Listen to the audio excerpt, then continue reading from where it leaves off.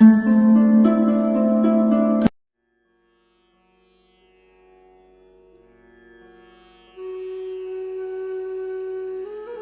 દસ્તાવેજ હોય કે દુઃખની મિલકત, ધ્યાનથી જોશો તો તમારી જ સહી હશે. આપણા દુઃખ અને સુખનું કારણ આપણે પોતે જ છીએ. મનુષ્ય પોતાનું નિર્માણ અને વિનાશ પોતે જ કરે છે. આપણા ભાગ્યનું નિર્માણ આપણા ચરિત્રથી થાય છે અને ચરિત્રનું નિર્માણ આપણી આદતથી થાય છે.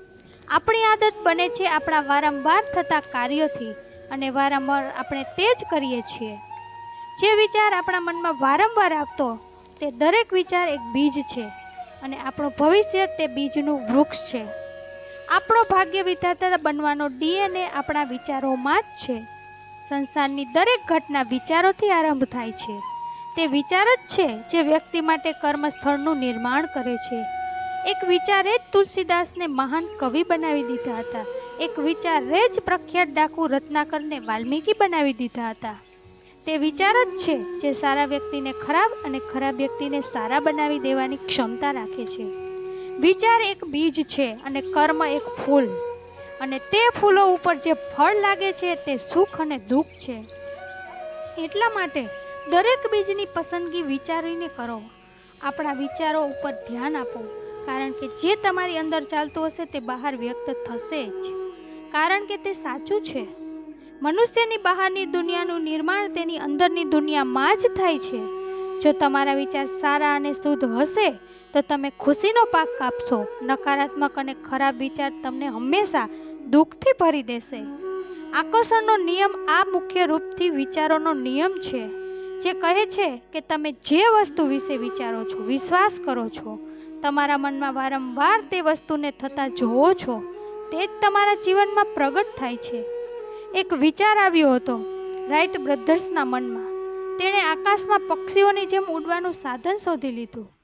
એક વિચાર જ હતો જે કોપરનિકસના મનમાં આવ્યો હતો અને તેણે શોધ કરી કે બ્રહ્માંડમાં કેન્દ્રમાં સૂર્ય છે, પૃથ્વી નહીં. એક વિચાર જ હતો જે એડિસનના મનમાં આવ્યો અને દુનિયા ચમકવા લાગી. એક વિચાર જ હતો જેણે કોલંબસથી બીજી દુનિયાની શોધ કરાવી. એ વાત ધ્યાન રાખજો કે મનુષ્ય તે વસ્તુને આકર્ષિત કરતો નથી જે તેને પસંદ કરે છે. તે તો તે વસ્તુને આકર્ષિત કરે છે જેઓ તે અંદરથી સાચે જ હોય છે. આકર્ષણનો નિયમ ત્યારે જ કામ કરે છે જ્યારે તમારા વિચારો અને તમારી પસંદગીમાં સંવાદિતા હોય છે. જેવો આપણા વિશે વિચાર કરીએ છીએ તેવી જ રીતે આપણને પરિણામ મળે છે. એટલા માટે જ આપણા વિચારોને ઉત્તમ બનાવ્યા વિના આપણે આપણા જીવનની પરિસ્થિતિઓને ઉત્તમ બનાવી શકતા નથી. કારણ અને પરિણામનો નિયમ આ સંસારનો મહત્વપૂર્ણ અને અટલ નિયમ છે. પરિણામ હંમેશા કારણની પાછળ જ ચાલે છે. કારણ અને પરિણામનો નિયમ કહે છે કે જો તમે ઊંચી બિલ્ડિંગ ઉપરથી કૂદકો મારશો તો તમને ગંભીર ઈજા થશે. કૂદકો મારવો કારણ છે અને ગંભીર ઈજા પરિણામ છે. આ જ નિયમ વિચારો માટે પૂરી રીતે સત્ય છે. વિચાર કારણ હોય છે અને તે કારણનું પરિણામ હોય છે પરિસ્થિતિ. જેવા તમારા વિચારો હશે તેવી જ પરિસ્થિતિનું તમે નિર્માણ કરશો. જો તમે તમારી આસપાસની પરિસ્થિતિ સંતુષ્ટ છો તો તમે તમારા વિચારોને બદલવાની કોઈ જરૂર નથી. જો તમે દુઃખી છો, પરેશાન છો, તમારી પરિસ્થિતિ સારી નથી, તો તમે જરૂર ધ્યાન રાખો કે તમારા વિચાર કેવા છે. પોતાના વિચારોને જોવો. બહારની પરિસ્થિતિને દોષ દેવાને બદલે આપણી અંદર જોવો. જે કહે છે જો ખોજતા હે વહી પાતા હે. જે દરવાજો ખખડાવે છે તેના માટે જ ખુલે છે દરવાજો. આપણા મનમાં દરવાજાને ખખડાવીએ અને જોઈએ કે તેની અંદર કયા વિચારો અધિકાર જમાવીને બેઠા છે. યાદ રાખજો કે આપણે ભાગ્ય વિધાતા બનવાનો DNA આપણા વિચારોમાં જ છે.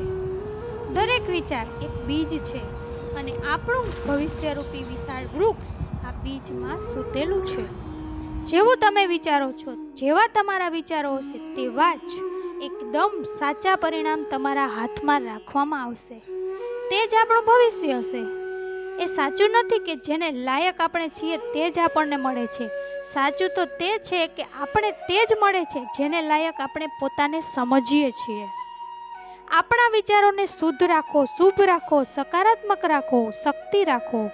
શું કોઈએ સાચું જ કહ્યું છે કે ભગવાન આપણું ભાગ્ય નથી લખતા. આપણા વિચારો, આપણો વ્યવહાર, આપણા કર્મ જ આપણું ભાગ્ય લખે છે. ફરીથી મળીશું મિત્રો આવતા વિડીયોમાં. ત્યાં સુધી તમારું ધ્યાન રાખજો, હસતા રહેજો અને હંમેશા ખુશ રહેજો.